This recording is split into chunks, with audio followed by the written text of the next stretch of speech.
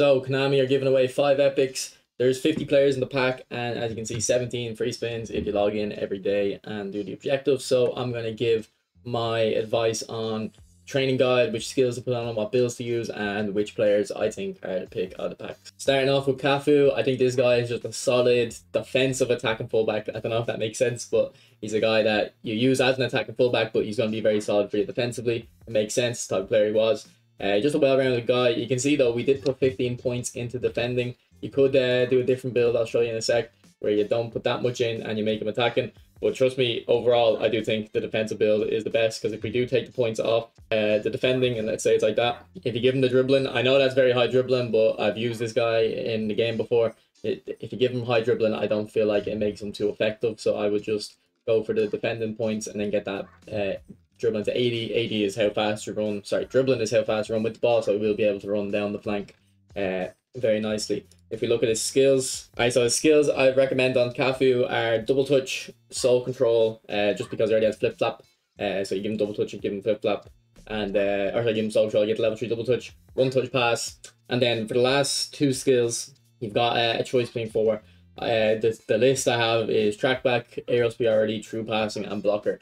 So start off with aerial. I think aerial will be fine on him, even if he doesn't have great jumping. I have a Philip Lamb who is smaller with slightly better jumping, but basically the trade-off between the height and the jumping should kind of balance it. And to put aerial superiority on him, it doesn't make him dominant in the air, but it does help out when a cross gets hit into the back post. The other skills I have are true passing and blocker. So I would go for true passing. I know most people recommend blocker. Personally, I don't think you need blocker on your fullbacks. I don't think you need it on any player, because I feel like you can just put the player into position and they will block most of the time. I would put on centre backs though, just because you need them to you need as much help as possible with them. But for fullbacks, I feel like you can get them in position, but you wouldn't go wrong with putting blocker on them. And then the other 2 skills, or so the other skill I have on my list is trackback. So trackback's another skill I put on Philip Lamb, fullback, and Roberto Carlos, fullback, and I think that helps a lot. So those are the skills I'd recommend for Cafu. And then the build, the next player we're going to look at is the other fullback, Roberto Carlos. So I think it's a similar case to Cafu. You can try level up his dribbling and stuff, but it won't make him feel that much more effective. But if you go into his defending and his physicals, he'll feel good. So I think this guy does look pretty decent. I don't think he was on the first Legends to come out, and people use him a lot, but I don't think people use him as much as his stats might suggest, just because of the way pace isn't as important in this game as maybe it is in FIFA. So the pace, while it looks amazing, it won't be out of this world. I think he'll feel faster than pretty much every other fullback, but it won't be like majorly faster, even though his stats would suggest that he probably should. So if we look at Roberto Carlos's skills, I'd recommend putting interception on him, track back, aerial superiority, true passing, and one touch pass. So I have a different Roberto Carlos, and I have aerial superiority and track back on him, and I think it makes him a lot more effective. True passing is just, obviously, I kind of put that on every player. He doesn't have interception actually, so yeah, you're gonna need that, especially if you want to play in DMF. I don't think you should. Actually, I don't think it'd be a major issue, only if you play maybe 2 DMFs. You can have him as one of them. I wouldn't play him on his own in DMF. But then yeah, one touch pass and true pass, and just to help him get up the pitch. So I think he looks quite decent. Just one kind of thing to comment about Roberto Carlos, his finishing's low. So even though he has rising shot and long range shooting, I've found every time I've used Roberto Carlos, if I do a long range shot with him, if more often than not, because of the rising shot, it's just going to rise over the bar. So it's a bit unfortunate that that's the way kind of rising shot works with low finishing. So he only has 72 finishing on my build, so that's going to get +2 when you go into the game. I don't put any points into the finishing. You can get it to 80, but I don't think the 80 is going to make it much better, and it's a lot of points that you're going to have to kind of give up elsewhere. Alright, so the next player we're going to look at is Denilson. So Denilson's a tricky one, because he's a tricky player in the sense of his ability on the pitch, but also, is he good or not? I haven't got this specific version, but I've got a different Denilson, a non-booster one. It's pretty much the same card, just maybe a little bit less stats in some areas, but basically the same kind of idea. I don't think this guy is terrible, but you might think, okay, he's not a good shooter, he's not a good passer, but he's a really good dribbler. And in theory, yes, because he has got the stats for it, but the problem is, if you can't shoot and you can't pass, it's pretty hard to dribble with someone, because your opponent knows you're not going to be able to do too much with them. The whole idea of dribbling is, the reason dribbling works is because if you can feint or kind of pretend to go one way and shoot or pass, it allows you to dribble. With this guy, you're kind of you're kind of tunnel visioned on I can't remember to say it, on just driven with him, and your opponent can predict it pretty well. But he is a decent player. Like the type of player or the type of scenario this guy's really good in is if you're winning already and you're trying to hold on to a lead, and you can kind of waste time. But if you don't want to waste time by passing around the back, and it's like some people do, not naming names, you can still go forward and try to go to the byline and try to do some tricks and kind of bait your opponent into fouling you. So you can that's the type of scenario Danielson is good for. So if we go and look at Danielson's skills, you can see he does start off with a level 3 double touch, so that's good. The skills I recommend on our first time shot: acrobatic finishing, especially acrobatic finishing, just because of how fast he is and how much you're going to dribble with him. If you're going to shoot, you'd want to be having a little bit of help when you're off balance. True passing, one touch pass, and then Marseille turn. So usually I don't recommend one touch pass on forwards, but just because this guy doesn't have too much else, like there's no point putting a dipping shot on him or a long range curler. He doesn't have the stats for it, and he's on the left side as well. And also Marseille turn is this is important for whenever I'm recommending Marseille turn / cut behind and turn. This is the perfect example. He already has cut behind and turn, but imagine he didn't, and you had to choose between Marseille turn and cut behind and turn.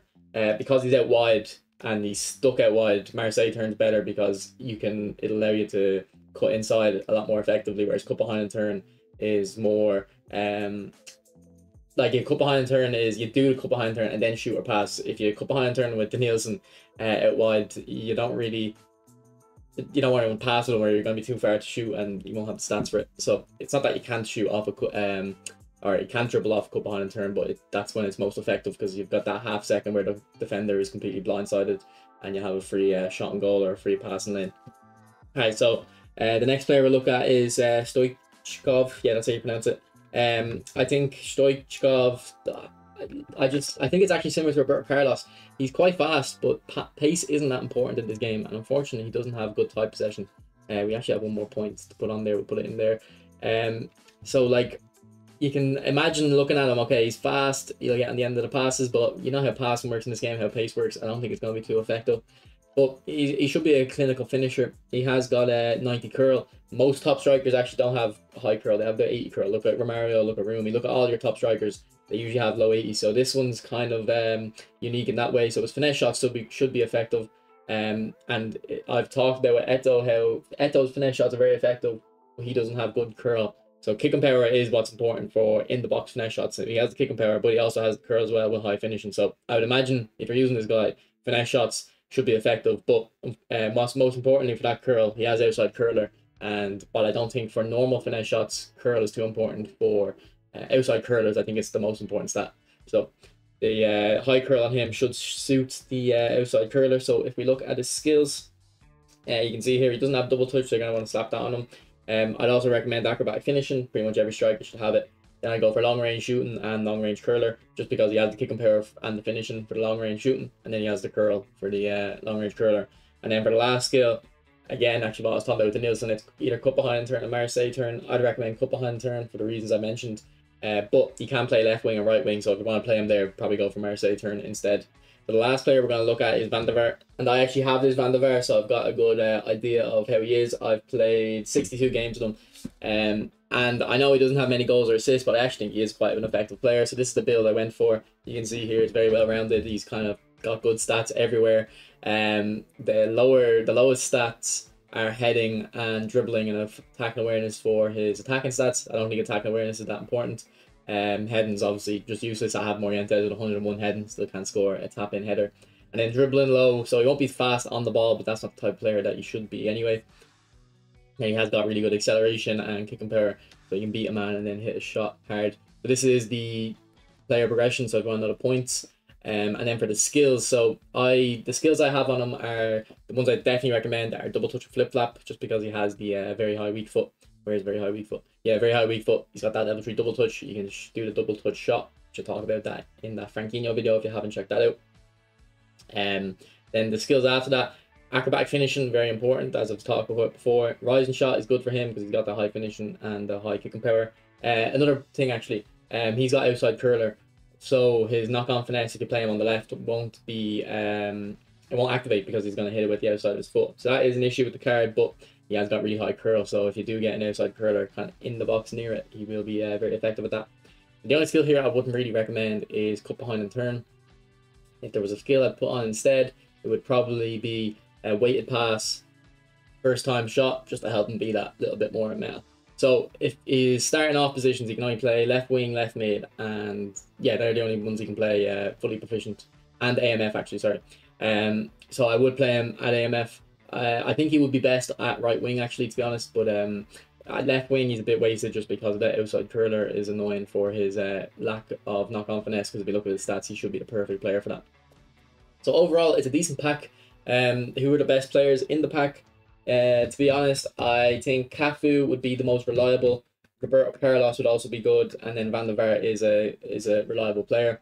Stoichkov could be a good striker, but honestly, I feel like if you had an Mbappe, even a player of the week, Mbappe, you'd probably use Stoichkov for the first few games and think, oh my god, this guy's way better because his finishing is going to feel a lot better. But in terms of his dribbling and stuff, long term, you're going to start preferring Mbappe again. And then Danielson, as I talked about, is very good dribbling stats in theory, but because of his lack of end product, it can be a problem. So it's interesting that Konami are giving us this before eFootball 25, and it makes me really confident that we're going to get GOAT cards coming. So we're going to get cards with better boosters, better level boosters, because they're going to give us these cards now, and then in a few months they'll be irrelevant. So I think the only players that won't go irrelevant are probably Roberto Carlos, Van der Vaart, and Cafu.